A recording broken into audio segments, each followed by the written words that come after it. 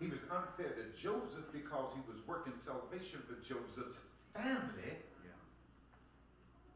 and a nation. Oh, Lord, have mercy. I wish somebody would preach this. I would have sat down and enjoyed myself. Hallelujah. He was unfair to Joseph because he was saving Joseph's family and the Hebrew nation. That's right. Because if God didn't put Joseph in Egypt interpreting dreams, and had Joseph not yielded to what God had put inside of him, his family would have died off, the Hebrew people would have died off, the lineage of Jesus would have died off. You and I could just look forward to hell. I mean, amen. That's right. Mm-hmm. You understand what I'm saying? Yes.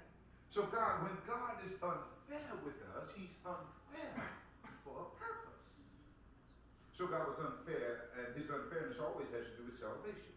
So God is unfair with Joseph because he's trying to save Joseph's family and the Hebrew people.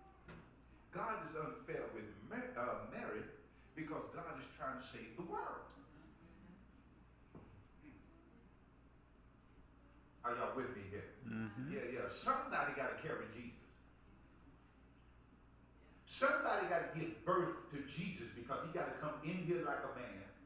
And he has to be a man. He has to live a man's life. And he has to grow as a man. He's got to be tempted like a man. But it begins with somebody carrying him. And Mary drew God's attention. Remember those three things that draw God's attention? Obedience, faith, and humility. Obedience, faith, and humility. And watch this. If you're lacking, God's going to work his favor to get it in you.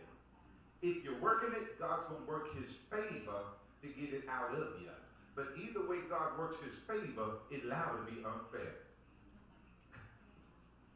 Oh my goodness. Did y'all get that? If you're lacking obedience, faith, and humility, God's going to work his favor, do you a favor, and do something with you to get it in you.